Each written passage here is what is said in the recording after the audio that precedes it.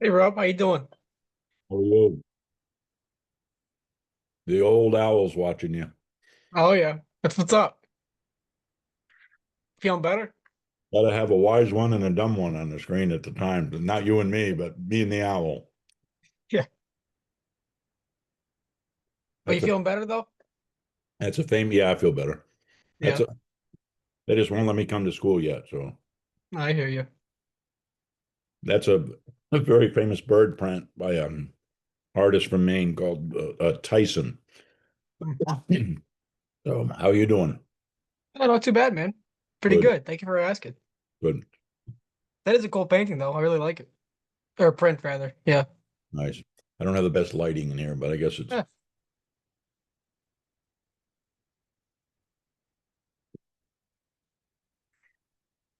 I don't know if we're just in the kind of like waiting room or probably. Yeah, probably.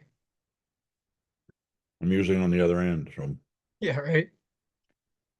I'd offer you a pea pod, but or a blueberry. Oh, appreciate it. Yeah. So when Virtual. will you be back, do you know? What's that? When will you be back? Do you have like a date yet?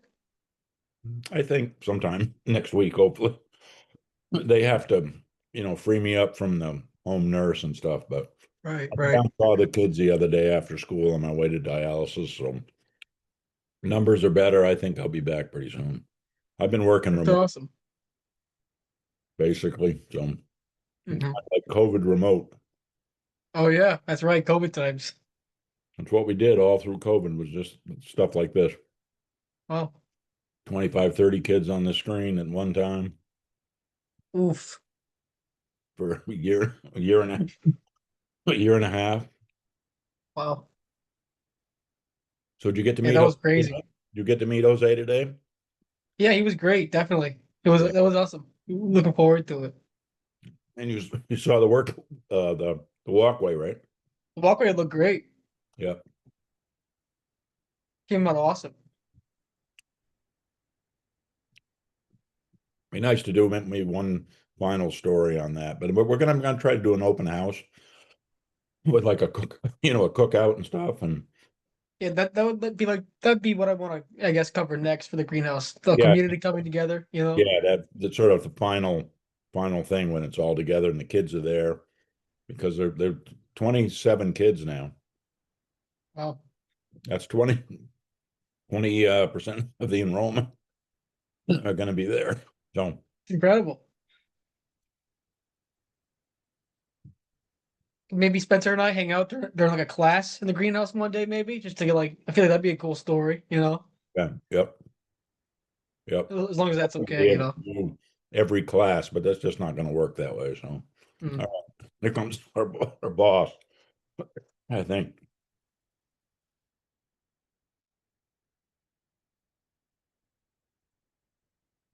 we'll have to behave now. We were pretty good, though, I thought. Not bad.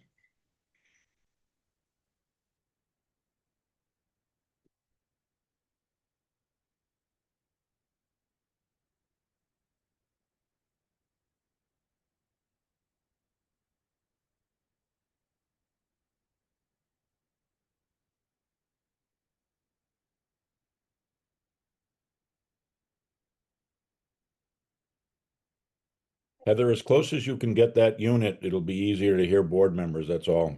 Last Okay. time I was in a weird situation, but it'll be a little easier to hear, maybe. All right. Now move over then. How's that? Well, hello, stranger. How are you? That works good. The sound is good. It's nice to see you. You look good. A lot better than my last venue. How you feeling? Feeling better. So hopefully they'll release me from purgatory here pretty quick. Well, I heard from Beth. She's actually on a plane. All Uh, right. and Merida can't join us tonight because she had something come up, and I haven't heard from Mariana. All right. So no Meredith, right? No, Meredith. And maybe Mariana.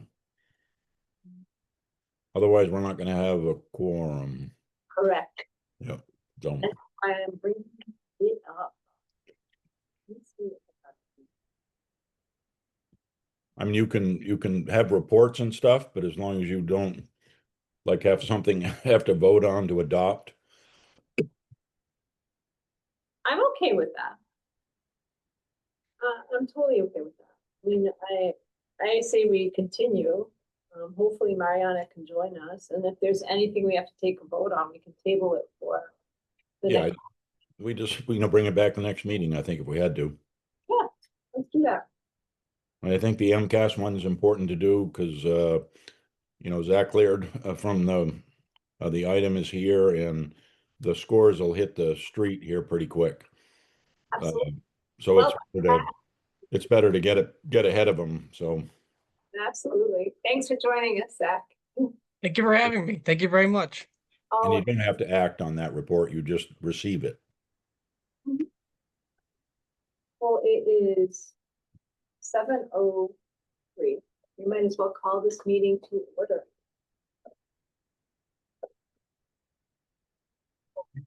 Allegiance to the Flag of the United States of America and to the republic for which it stands, one nation, under God, indivisible, with liberty and justice for all.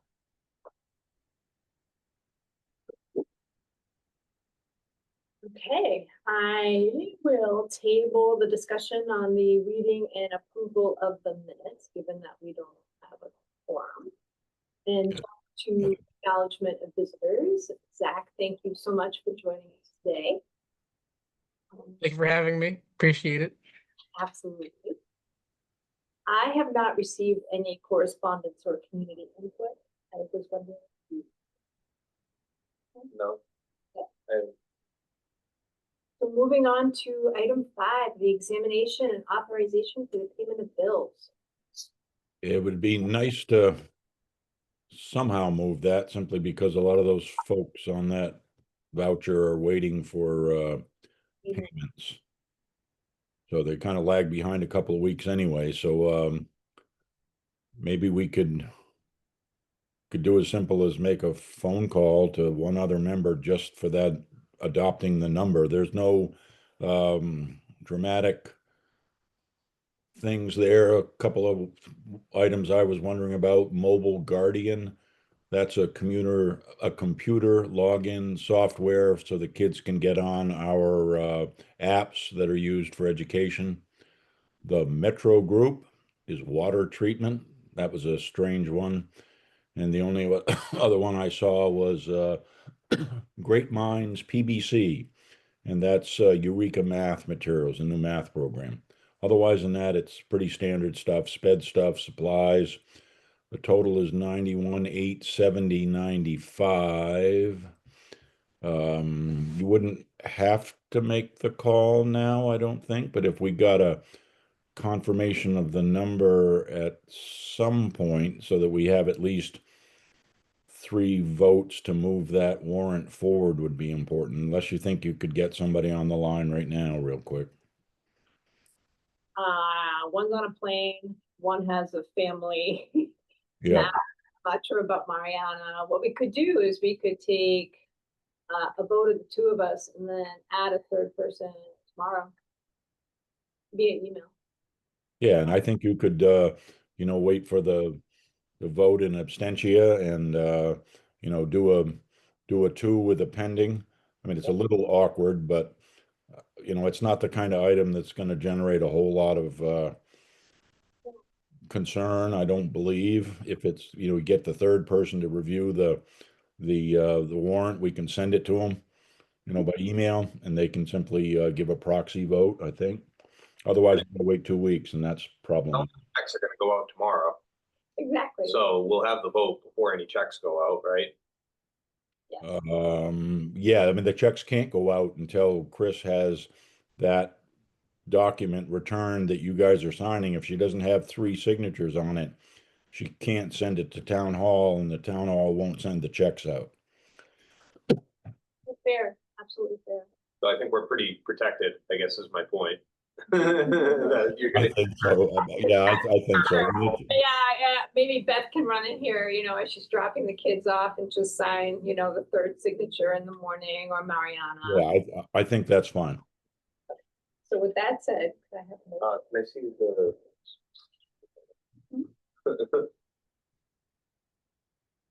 Motion to approve the expenditure $91,870.95 presented at the October 2025 school committee meeting. I'll second it. And we'll have a pending third very soon. So with that, we'll move on to the superintendent's report. I have several items. First of all, I was lucky that I was able to divert my Uber ride, which was my wife, to take me to the back of Johnson Elementary School last Thursday.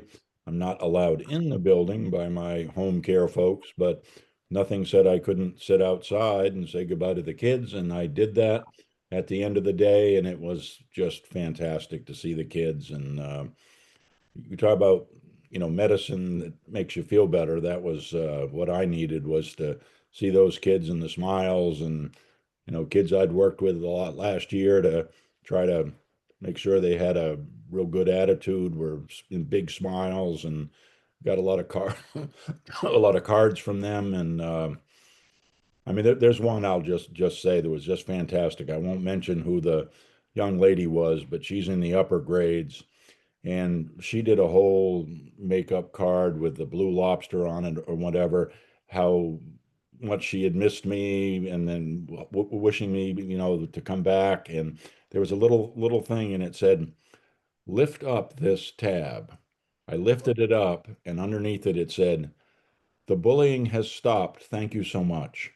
So this was a girl last year that had had a little bit of issue with some of her classmates, and I'd had a heart to heart with the young folks, and it had stopped. And for her to put that on that card for me was just, made it all worthwhile. And she did that on purpose, and you have to lift the cover up to see that little note.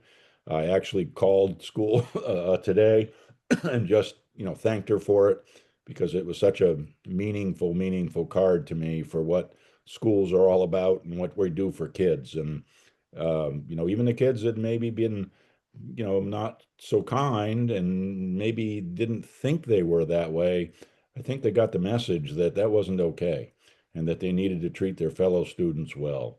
So that was a rewarding afternoon. The greenhouse walkway is completed. The lighting is completed. I think I showed a picture of a little bit of night lighting out there. Uh, Jose Garcia is going to be our co-coordinator for the greenhouse. He's our daytime custodian, but he is so much more than that. He's a maintenance director kind of individual. He'll do anything for anybody. He has helped so much putting that project together. He built all the raised beds. He built the potting table. He made the trellises. And to have him work with me as a co-coordinator was, I think, just a wonderful thing. There are 27 kids now signed up to be part of the green team, all the way from kindergarten all the way up to grade 6, and that's 20% of the enrollment. So I think that's really encouraging. There's still time for kids to sign up, and I think our focus is going to be use it as a after school kind of activity, hour and a half on Tuesday, Wednesdays, and Thursdays.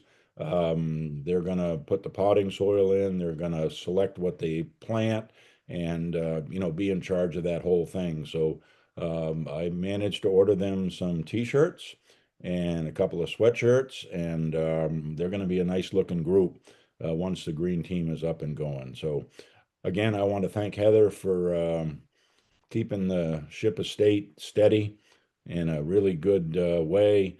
Britt and Gabby in the background. We have something called the Joint Management Labor Committee that meets by contract. And I think it came about years ago when there might have been some disputes and they were trying to avoid grievances. This would have been our second meeting. We meet tomorrow, and usually we say, okay, what do you got for agenda items? And what do we have for agenda items? We had no agenda items. And they, who are co-presidents of the NTA, said, we don't have any agenda items either, but it would be nice to meet and talk. So that's really, really encouraging that we're on good terms with our unions and that the school year is started off really, really well. So with that, I would finish my report. Excellent, excellent.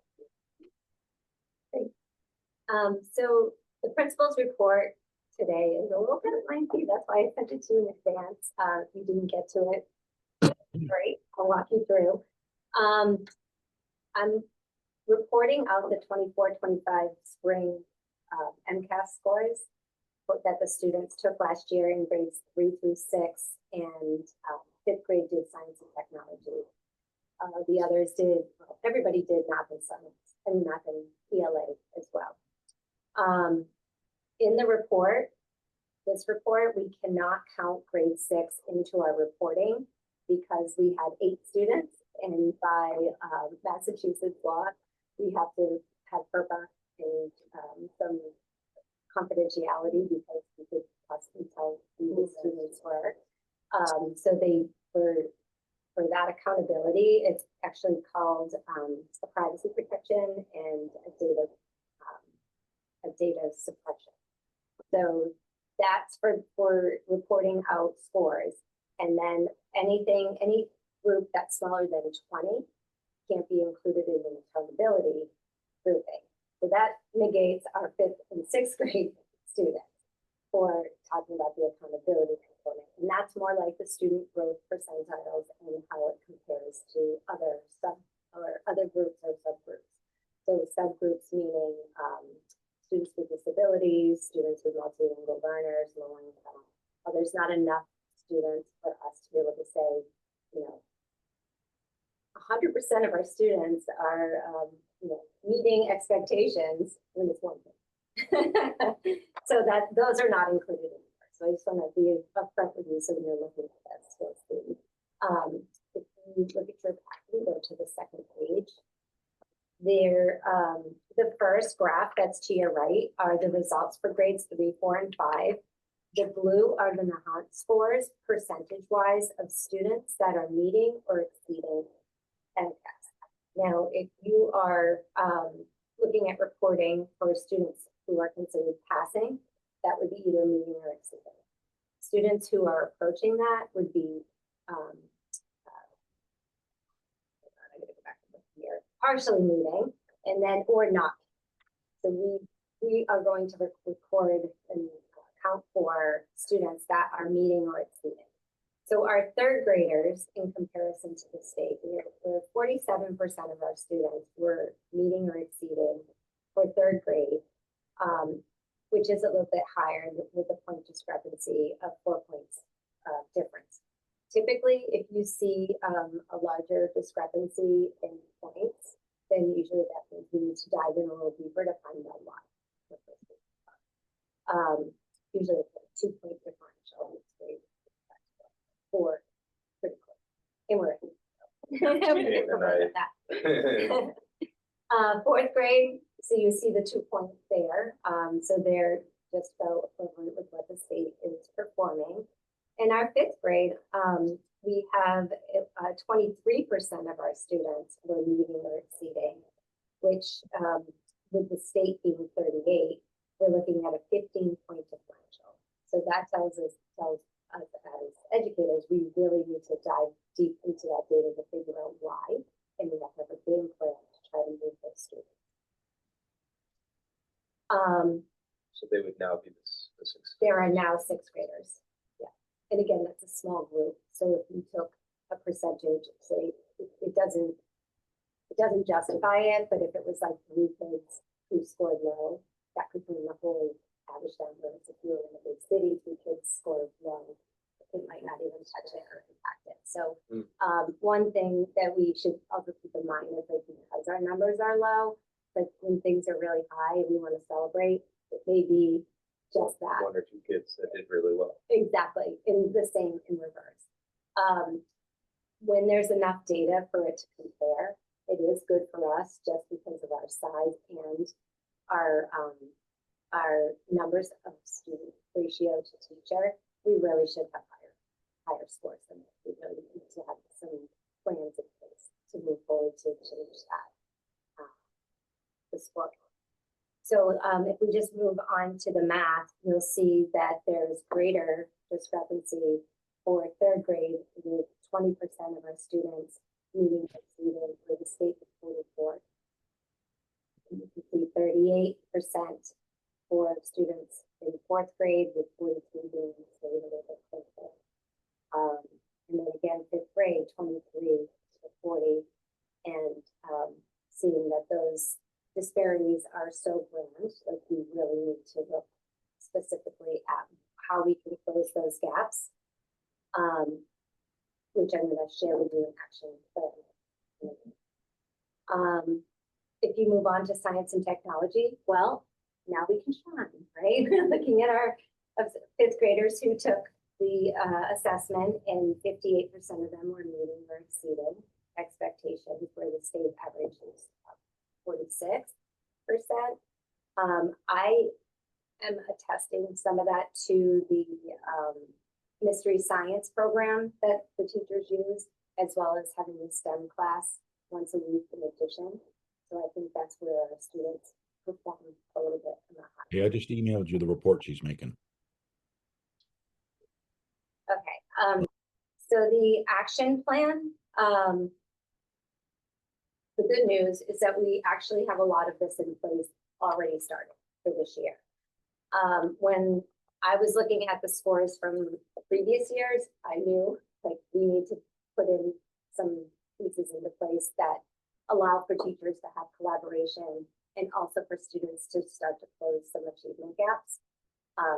So if you look at my action steps, the first thing that was already in place upon my arrival was the implementation of Eureka Square.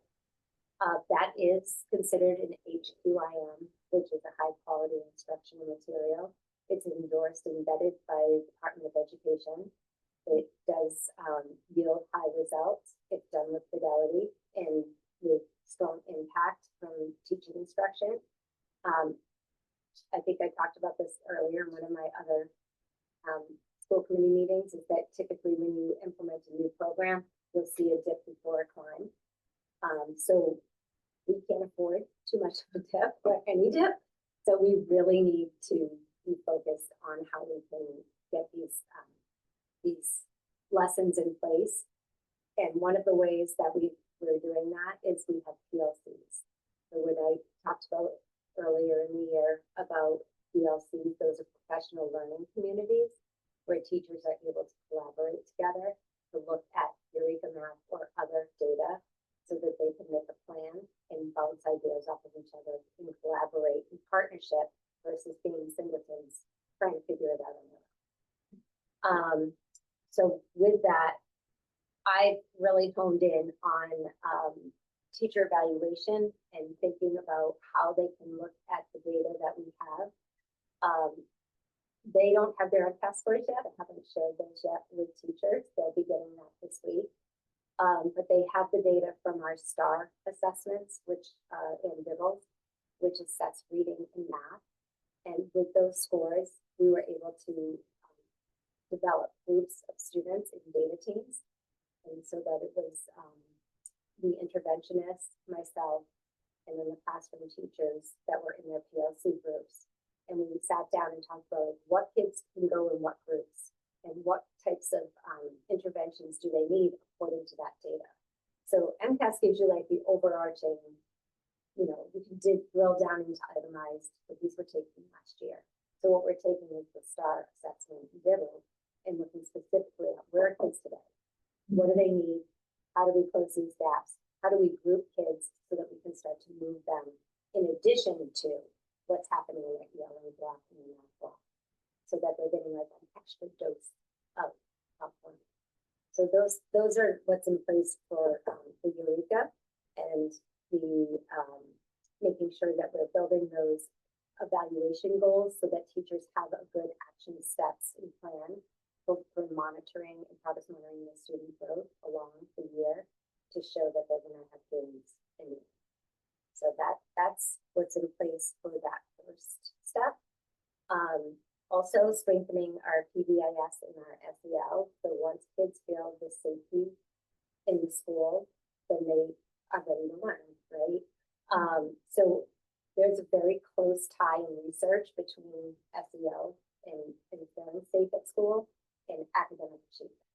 So that's one of the main reasons why I'm so full force in getting like, this is how the school needs to feel, like a safe place with clear expectations, so that we can spend more time focused on instruction, less time focused on behavior problems or things that need to be addressed for students.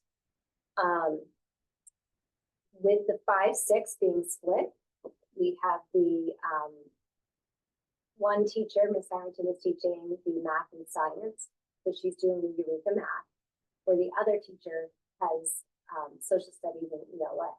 So think of the discrepancy we have for 5th grade.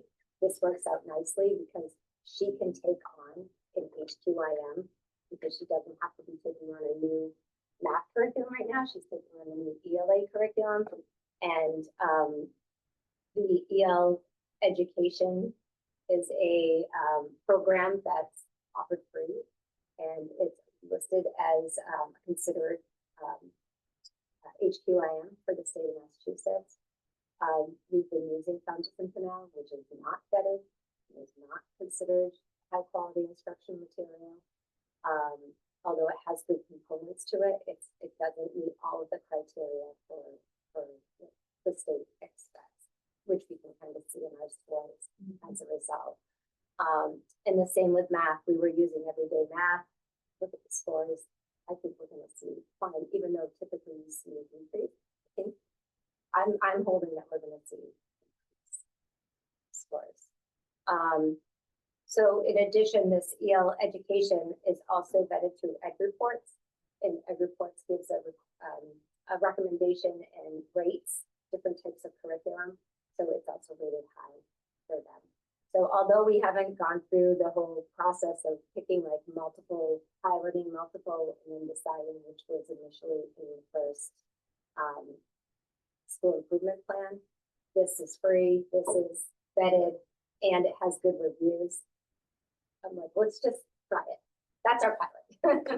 We'll see how it goes from there. And if we want to try something with the others after, I think it's way too much to ask teachers to now pilot a new ELA program at the same time as the new math program, because then you're not going to get the investment and the time and what they need to be able to meet both the same. Very, very difficult to do that. Well, when would you recommend piloting? Well, we'll have it the 5th grade this year, and I would recommend at the start of next year.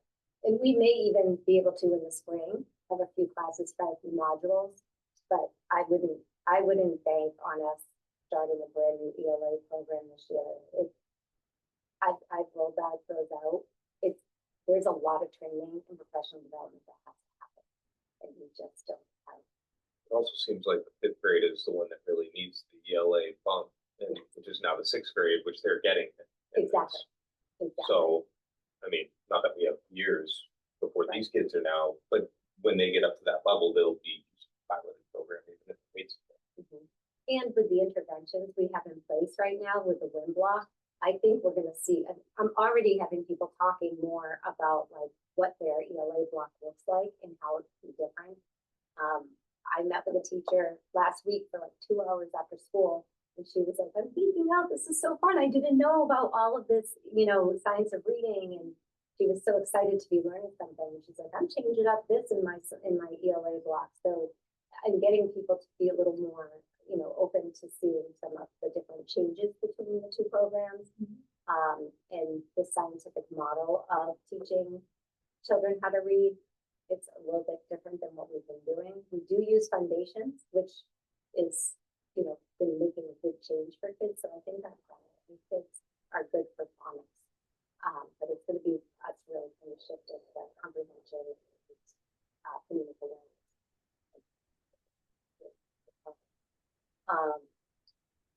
And as I was mentioning about progress monitoring, so having a multi-tiered system of support is really important for for us to be able to see where kids are at and how do we move to the next level. So that I'm forming a group of teachers. I already have a few people, so it's helping students with academic and social emotional learning, help kids to know like, how do we close the gaps so that less kids are going through the years and then being identified as special education. So we really want to try to make a stronger tier 2, which is like tier 1 is like interventions in the classroom. Tier 2 is giving kids the support they need if they have gaps in their learning. So if they have gaps, doesn't mean they have a learning disability.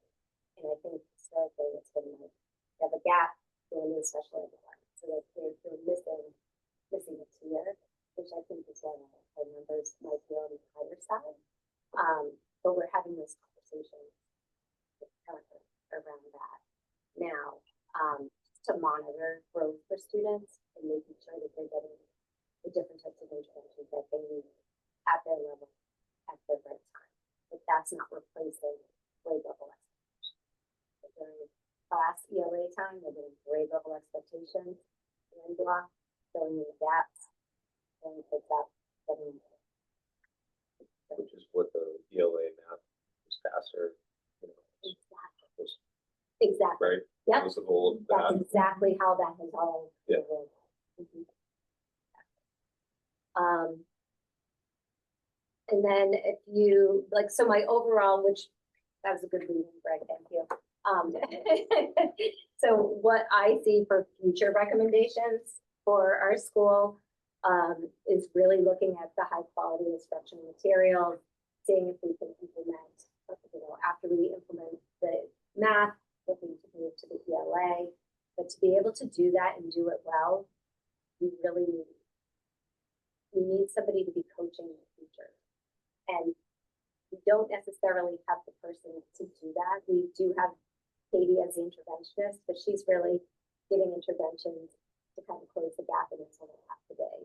So once noontime comes, she's doing that. I have an ESP that supports her in the morning, who's currently out, but that person covers those other interventions. So Katie basically teaches preschool, and then she's also creating lessons for all day for every grade level to then work with the teachers to create those interventions. So it's a lot for someone that's part-time. It's really a lot more than a part-time position. So my recommendation in the future would be to increase the intervention position to full-time so that the students could get the interventions that they need to close these gaps.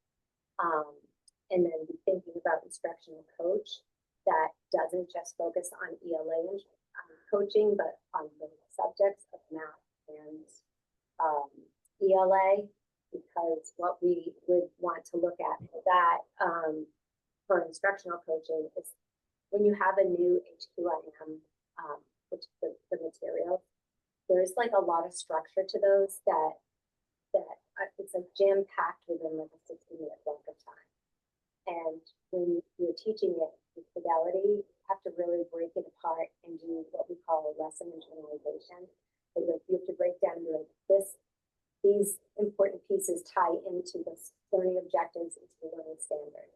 Now, if you don't know how to dissect the lesson and go back and look at make those connections, you could totally miss the teaching point of the lesson.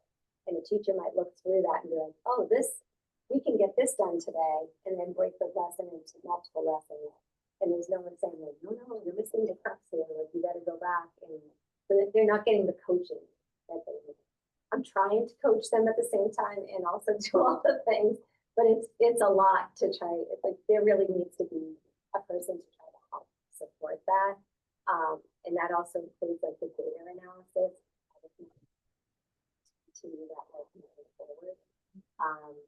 So those are just some of the things that I think are critical for us to think about for coming years.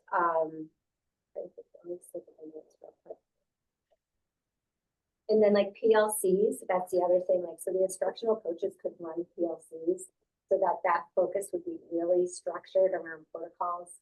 So you'd be like, this is the, today we're going to be, they would plan the agenda. Like, today we're going to look at your next 2 units in math. We're gonna look at the breakdown, look at your student work. What's the student work look like? This part of the lesson needs to be covered because these students don't know this. It's like kind of, it's coaching them through the best teaching practices and moves. It's, one thing I have seen is the teachers are doing their best, but it's like one person per grade. So they don't have anyone to really bounce their idea off. They have the PLC with another grade, but they both don't know the curriculum. So they are helping and they're doing a great job with it, but they just don't have the expertise that's behind that type of curriculum development. So that would be professional development, which we've been working with Eureka. We would have to work with another, whatever, adopt for ELA. But the research shows that the PD that's embedded in your day is far more valuable than your one-offs of someone coming in and showing you something, because they're with you in a continuous basis and helping you to grow in the instructional practice. So those are my suggestions for future. I know that's not something that can probably happen right away, but Well, it's a good time to bring it up because we will be working on the budget. Yeah. So it's not surprising at all, your first recommendation to increase the intervention. I'm gonna fill this out. At this time, I believe so. Just the way I broke up the day in the scheduling, I have it so there's 45-minute blocks of time. Kindergarten's the only one that doesn't necessarily fit in, but if we had someone who was a teaching assistant that worked with Katie or whoever's in the position to support, we probably could do it with one. The coach piece, I think, is a piece that a lot of times people don't realize the importance of a coach, and that's what can change. That can change things. That's the literacy code that you get on here, right? Yeah, I wrote literacy coach, but I would change it to instructional coach for both. I would have it for both. Because I think that what you're saying makes sense and the scores clearly show that something needs to happen, but my thought is that we need to get on this sooner than later. Because the budget last year, trying to get a half of reading interventionists was a battle. So, but I think that there are, I mean, the scores They don't want to say everything that we need to say to people in town. Like, well, this is how your kids are doing. This is how kids are doing. So, you guys like this. In the professional learning, like the amount of time and preparation, everything, teachers are working really hard. So they just need the tools and they need the supports in place, and they can't, like, if you're doing a good job at interventions, you can't do it with a whole class. You need it in small group. So that's where the interventionist comes in. I have an intervention block set up so that the teacher and the interventionist plan together. So then they're taking each a small group plus an ESP takes a group. So now you're talking about six students per person, and now they're getting, and you set it up so if the ESP takes the kids who need some enrichment, so they're helping them to do whatever they need to do, where the others might be the classroom teacher or the interventionist, they're digging in deep to get down to the root problem. So that's like a qualified teacher. And I think it makes sense what you're saying about how there's only one of them. So That's right. for third grade, even if they have a question on is there a better way to teach this? They don't have anyone to ask. And I'm going to ask this, and I don't mean it in a disrespectful way at all, but do you think the fact that we have a younger teacher body has something to do with it as well? Or, which, don't get me wrong, I mean, No. with that comes,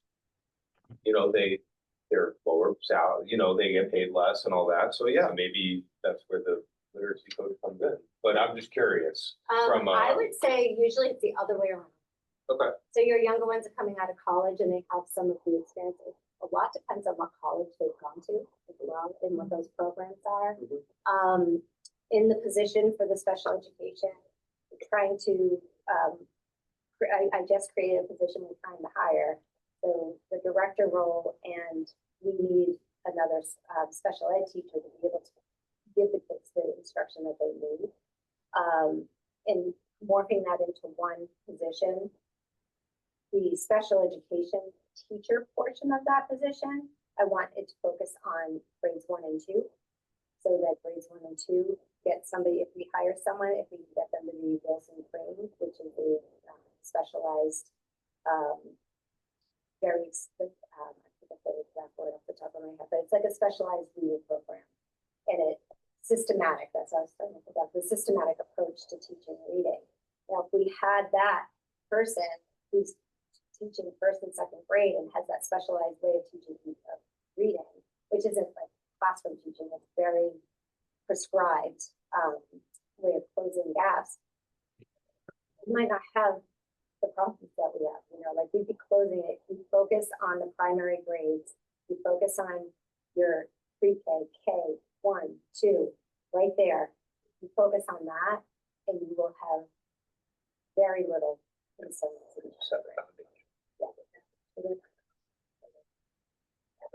Yeah, and it can present it like in no fault of anyone here. Like it could present itself as a learning experience, right? So by the time we're in third grade, the students getting tested, it could show as there might be a disability, when in fact it may be a big gap in their learning, that the gap just maybe started to get bigger, and they weren't getting the assistance or the intervention that they needed specifically for that.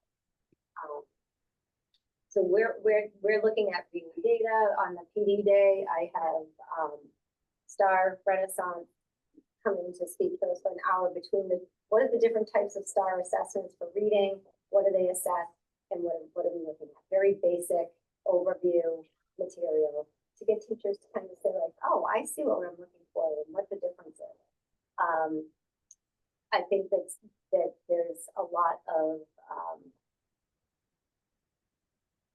I would say it's like a lack of understanding, not a lack of understanding, but a lack of knowing what the different pieces are. So like if I even say HQIM, they're like, what's that? Oh, high quality instructional materials, like everything else.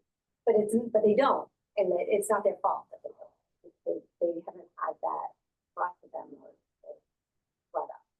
So here we are, we're in, and everyone's moving forward. Their heads are spinning, but they're happy their heads are spinning, and they're really excited because they're like, we want to learn, we want to learn. And again, I think it comes down to just making sure you have enough people to accomplish all of the tasks that we need to do to close the gaps. so these literacy coaches, I mean, it sounds wonderful. These people are actually out there. They're out there, but we got to get them in the hunt. The hunt is hard to get people to come in the hunt. But I feel like, as I say, Rob, do I say this all the time? But we got to try. We got to try. When is the Things that was, one of the things that really came out to me in the scores was that making that change from everyday math to Eureka squared was critical. It was exactly the right move. It was teacher driven, teacher supported, backed up by DESI Curate reports, and everyday math had been around for a little while and was not underneath the same kind of legs that Eureka Squared is. So we made a really smart move, I think. And the other part of that I think was important is that wasn't administrative down driven. That came from our curriculum and professional development committee that had 2 teacher reps on it, and myself and the principal at the time. And it was a coordinated look at what was the best possible program in math, because the scores in the prior years had not been very strong in some of those math areas.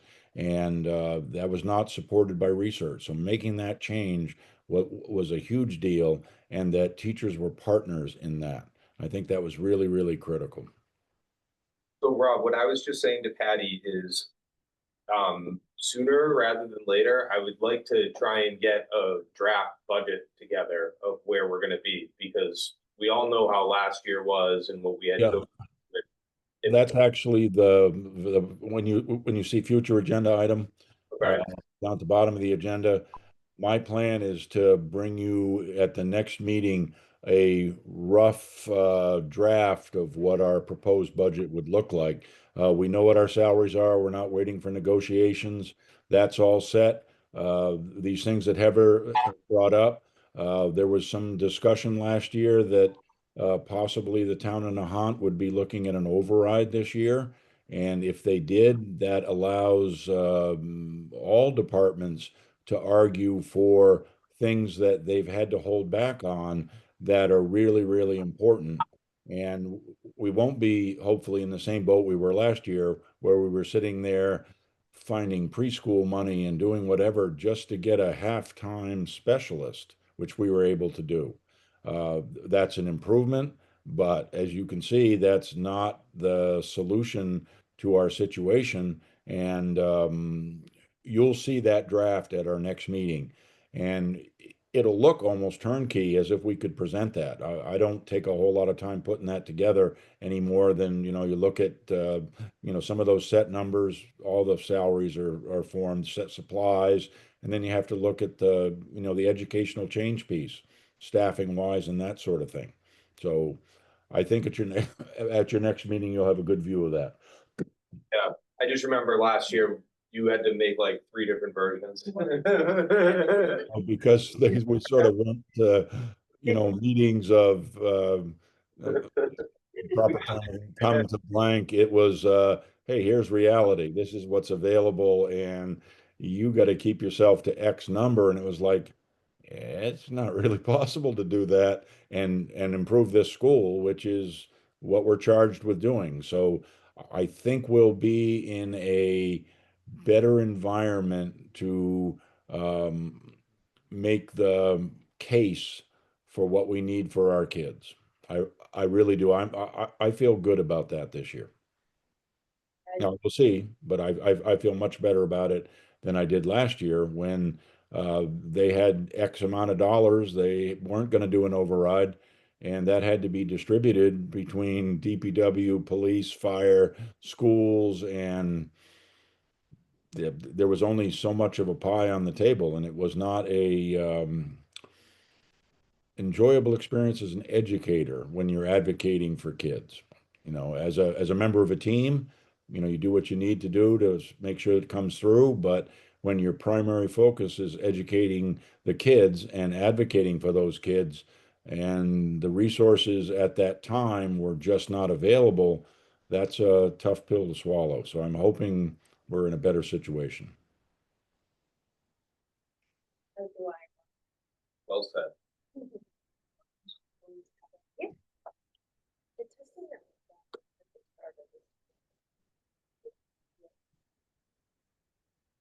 Yeah. And one other thing that I didn't mention up there is IXL. We also purchased IXL, which is another platform for kids that actually the research just came back finally. They've been saying it's projected, but now it's actually been proven that kids that use IXL for a given amount of minutes, I think it's like 15 minutes a day, their MCAS scores are rising. So it gives them practice in reading, gives them practice in math, and that's kindergarten through high school through 12th grade. So that we purchased, we use it. Teachers are using it in their classroom more this year. Just really reiterating like the importance of that. IXL also has what they call jumping into the arena. So then they'll go in and it's another benchmark assessment. And we'll go in, kids do it, tells them exactly where their level is, and it can follow their progress as well. STAR assessments are for reading and math. Those also align with MCAS, and those help us to project like where that will be. We had a little bit of a glitch in the K1 because we didn't have early literacy, but what was purchased was reading, and that's the reading ones are really for readers and through 6th grade. so the first round, when they went to go do it for kids, they were like, the kids can't do that. So that's why I was like, let's invite them to come, and then they can tell everybody that that's what was purchased, and that we may need to go in and purchase the early literacy once they go over that. But early literacy basically is like early literacy, emerging skills. So that's what we need to be. They'll give an overview of what the different components are for comprehension, phonics, and that will help us to be able to. We'll have a this year for that. But, yes, so there's a line for sure, and then DIBELS is another benchmark assessment that is used. That's more, depending on the grade level, more for fluency rating for the upper grades, which also can predict comprehension. And then the lower grades, it goes over phonics. So it's breaking down words, help seeing. They'll give them like nonsense words to see if they can phonetically, and not just by sight, solve it. And then they'll also do some do, and then also checking it for imitation. The number of words per minute read, which correlates to the number that gives you a grade level. So those scores were going to be, that's another thing I did is I rewrote the progress report. So the progress report will have still all of the content that it had on it before. However, we've built in the win block progress in there, so families will know exactly what their child's been working on for intervention that they can help others too. So trying to make that homeschool connection. So if kids are struggling with letter identification, they don't know their letters. It will say during when they're working on letter identification. So then parents will go, oh, we could do flashcards at home, or we could play a game, and it really helps people. Instead of I've gotten into a few meetings for special education, and I heard one mom saying, well, I've been on YouTube trying to find something like that's educational for my child. It's like, we need to strengthen this partnership, which was another item I put on the person in school to help support families, because it can't all just be done here, so especially the little learners. I'm a big, I spent a lot of Oh, you time. did. I think kids like it. And they get to play a little game or something clean, like self-competitive. And then it will give the teacher real-time data that doesn't just say like grade level, it will go drill down into like what skill they're actually needing instruction on, and then using that data for win blocks to say like there's a big gap here. It's consistently shown as a trend in all of this data. That's an area that we need to close, block that up. So they want to it's a lot. They're learning quickly, and a lot of this, some of them have it and have the background a little on how to do that, and others it's brand something new. One day at a time. We're doing. So that sounded like the materials that they're learning line up. Patty, were you asking if the scores of tests that they took at the school, the MAS scores? They are. Yeah, and those will go home too with families. So the homeschool connection for digital will go home with the progress report, and then they're all very funny. So are the parents actually going to get their kids to those scores? Yep. Oh, okay. So you'll know where they are. Yeah, it'll be kindergarten through. They've never done that. It's a shame. I think I mean, I because they remember just started the Dibbles Those last year. I progress think. reports are like smiley faces and frown faces. You're getting more than a smile or a frown. It's funny. I'm joking, obviously, but My joke during staff meeting when I was going over goals and expectations of goals, I said, your evaluation isn't going to say your classroom is really cute. It's not going to say that. It might be, but that's not what I'm writing about. Can I ask you, in regards to special education, I've always thought, I use the word youth, but I will, and I always felt that it was here. Not.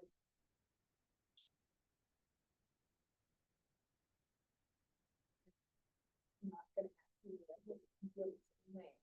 I wanna make sure that. That we will. And that's where, we did add in this year for that, we just haven't been able to fill. We posted it as part-time, special education. It's almost impossible to fill part-time. And then with the director, we took the two, that was my creative way of like merging it into a full-time, and renaming it as a special education administrator. Because by DESI law, we have to have that licensure for special education.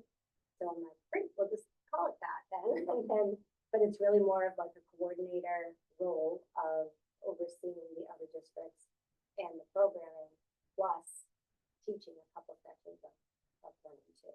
So ideally, I mean, I would want to, if you were to ask budget-wise, I would want to look at student grids to see like what the services are and what those line up to be, so that we could say it makes sense, instead of being like all of grade 2, maybe with different skills, are there kids with the same skill base? And again, our numbers are small, so it's hard to do like that bigger planning for special education groups, because Year to year, it's changed. it like, changes drastically. It's like, yeah.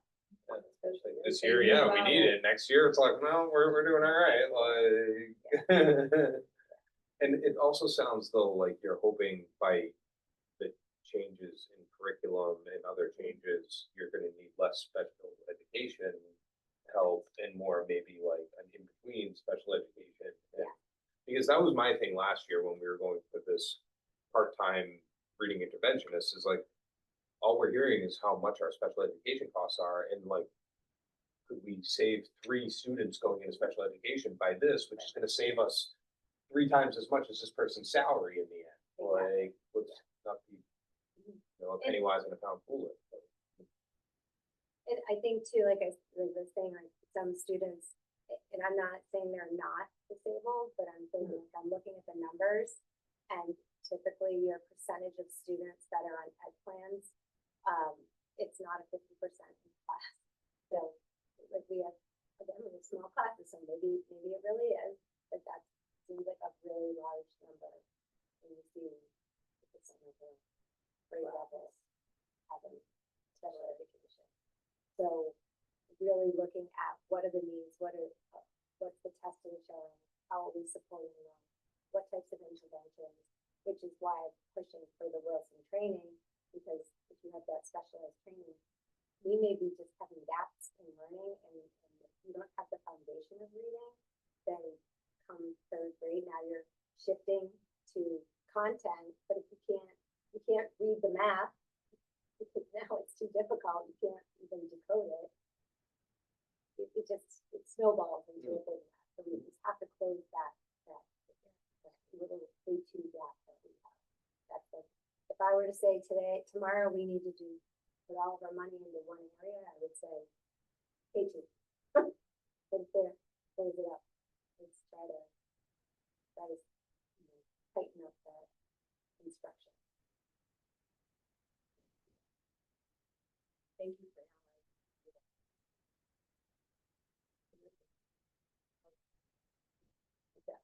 and that's the need, right? It shows what our students need. These are our students. This is where they're at. There's no sugarcoating. This is. But I agree with Patty. Like, we're gonna go for it. We're gonna go for it. I mean, we have to get to where we want to be. And honestly, I've always said, there is no reason.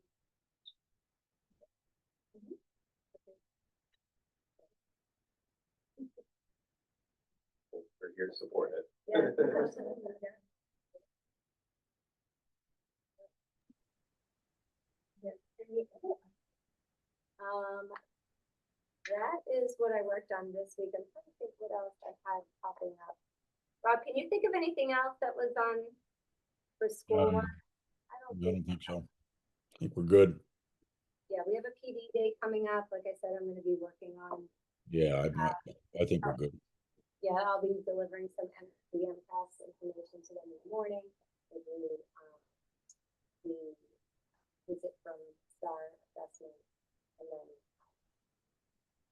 goes into the afternoon. I got 2 days. You're not gonna say that. So we can move on to old business, which is facilities use, and I know this has been in our mind. I think we have some requests. So I was looking at what we discussed. Gosh, I can't even remember what meeting it was. It was a little while ago. Yeah, it was quite a few. Yeah. Personally, I have no issue with what you think. I think our discussion was, Rob, when we're talking about facilities use, pricing. So Rob didn't want to go too high. He didn't want to, you know, over ask what we, think is appropriate. And I believe our conversation was that someone didn't think it was high enough. So like, that's kind of where we left it. This is gonna need a vote, right? To put it into effect, yes, we can have a conversation about it. Yeah. Yeah. What? Do we have the, I'm sorry, I don't have my, I just, Those were the, that was the original proposal. So out of curiosity, I knew we were, you know, so I went to Arlington Public Schools, so I was looking at Arlington, and it's interesting how they have, you know, their pricing of the facilities rental. They actually break out the custodial from their rate. That is true. It's $50 for the custodian if they aren't in the building. If they aren't in the building, see, Arlington, they have a custodial rate regardless. Oh, so it's like a cleaning thing. So it's like a fee. Right? So it's like they charge $100 covers the hour. that's Interesting. it'd be the same as we're 50 an hour. And then So we hadn't adopted those changed rates though, correct? Correct. we have, Okay, so because that takes a school committee vote, so we'll have to bring that one back. yeah, we do. We're just chatting about it. Yeah, Yep. we'll talk about it, and then we'll bring it back next week. Yep. You know, but I'm also looking at, as I said, what Arlington's doing, curiosity, and everything mostly 3-hour chunks at a flat rate, and they don't differentiate between for-profit and not-for-profit, which is interesting. But I like very much the way it's broken out. No charge for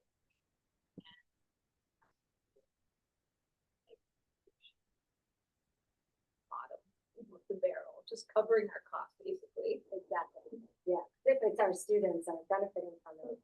Then why are we going to? It's Exactly, it's fine. just like, let's just cover the cost of the custodial and the energy and call it a day, right? That's a no brainer. It's just other work. So what is Swampscott compared to them? 85. We So, have, so somewhere. they're breaking the door down. Let's just say they call if they're calling us every single day.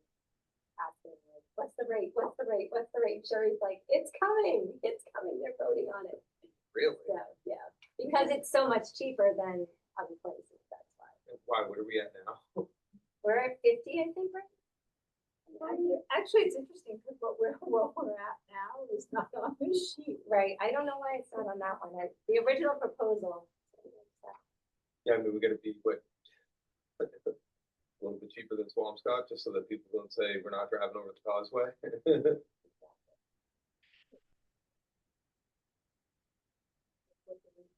It's so long ago. I can't remember. Well, that should be something you can do. I remember them being 85. And ours were 20, I think, and 50. 20. It was, they're actually brand very, which is how I noticed it, because when someone had the form, It's hot pink form, and I pulled it up. and you're like, what? Like, That doesn't even cover our I was like, costs. is this from 1970? Like, I don't, I've never seen this rate so low. I just want to make sure that we can cover the cost of keeping the building open and making a little bit of a margin on top of it. Um,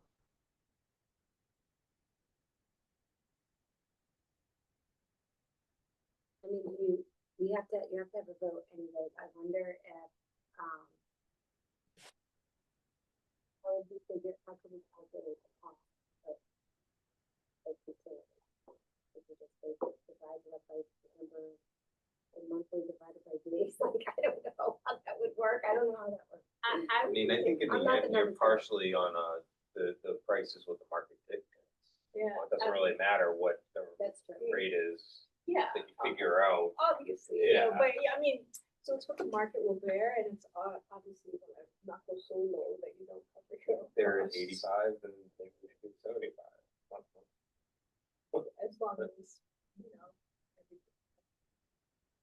We could do it how long at 50. if even at 50, you know. Yeah, so. right, if- It's just, I do wanna close the loop for you, if so many Yeah. people are asking, you know, what is the rate? So. Sherry has like a long list of people who call, and she's like, as soon as I get the vote, as soon as I know, I'll call you. Gosh. Okay, well, An emergency meeting. for the I know, facilities. for the rate, if we had to, I mean, we would, but, I think it can wait till our next. Yes, and I actually, one Chicago.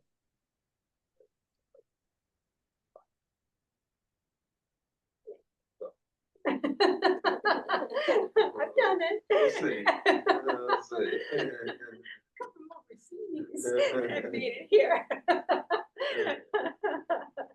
Says woman. So would you like us to then, if anything is in the near future, in the next 2 weeks, that we would charge what we've been charging in the past? Yes, I don't want to stop people from using the facility, so if there's something that's gonna happen between now and then, charge the rate. Okay. And then people. I will nail down the rate for the next meeting. What did we do today? We had 4. And maybe.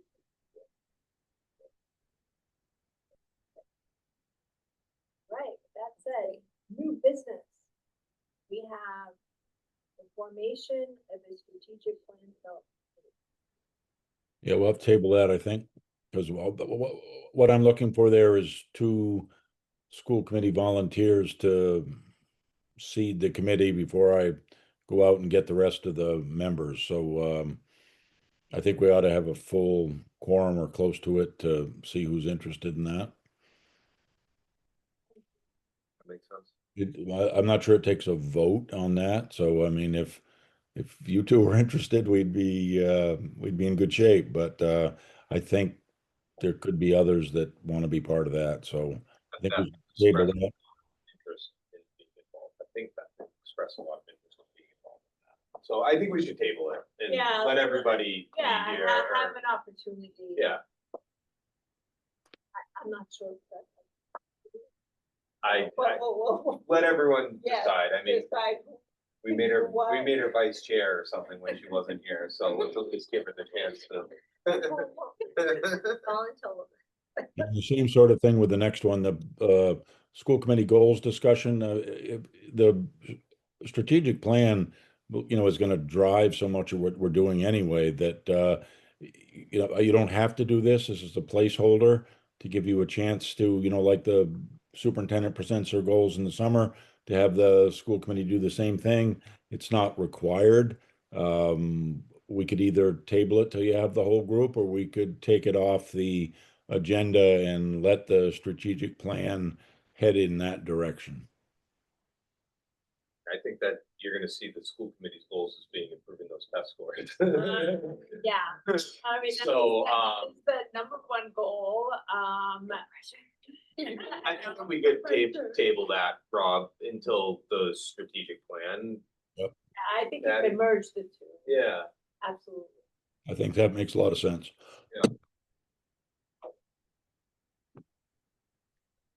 Enrollment numbers, I know we talked about enrollment our last. Yeah, but those weren't the official October 1st submit to DESI numbers. And I think it's important to have those because these drives state subsidy and grants and that sort of thing. I will read them out and where there were changes. What we don't have, and we will for the next meeting because it lags and waits for Swampscott, is what's the middle school numbers for Nahant kids? What's the high school numbers for Nahant kids? They have to get by their own October 1st number before they can provide us with that. But here's how we're set up. Kindergarten is 20. That's one up from the last report that I made. Grade 1 is 21, which was the same. Grade 2 is 27, made up of 2 classrooms, Austin and Antrim, 14 and 13. Grade 3 is 21. That's one up from last time. Grade 4 is 15. Grade 5 is 22. Grade 6 is 13. Preschool is 38. That was the same number, and that gives us a total of 177 students at JES pre-K to 6. That's 2 more than the last time we reported sort of a preliminary number. And again, last year at October 1st, the enrollment number was 169. So that's an increase of 8 students. And I see that as a healthy sign. I remember last time we sort of did a diagonal and looked at what kind of attrition there was, and we were not seeing that, and we weren't seeing it, especially in the upper grades, where that had been a concern before. So those are now our submitted October 1st official enrollment numbers for the Johnson Elementary School. And it's just a report, doesn't take any action. It's informational, required for us to report out at this time of year on that. Last bullet.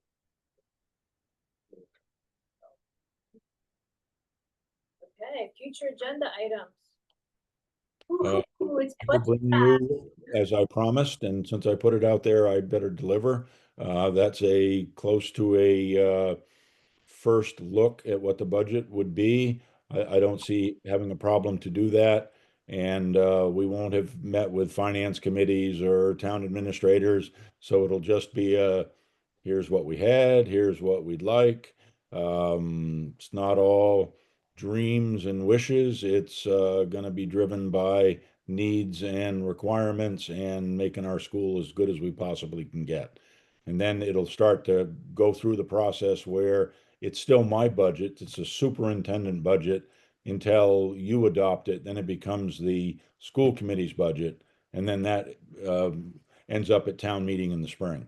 But as I remember last year, we were well into December or whatever before we had to, make presentations to town committees or anything like that. And I think we can get a good idea of where we're going to be at. Our staff is reasonably stable. So I think the numbers will be close to being able to land on the runway as to what we need to make Johnson Elementary School just as good as it possibly can be. Well, if there's nothing else to discuss. have a motion to adjourn. motion to adjourn at 8:11 PM. Thank you. Thanks, Rob. Yeah, you're welcome. Thank you, Rob. Thank you, everybody. A little bit better tonight than it was. You look Yes, great. much better. You look great. Keep taking At care. least I don't have my whatever it's called around my head and whatever. But anyway, I'm feeling a lot better, and hopefully pretty soon I'll be back. So I appreciate everybody's help and support. I think we're doing all right right now. So I'm proud of that. Time that you need, okay? Yep. All right, you guys take it easy. All right, I'll see you tomorrow.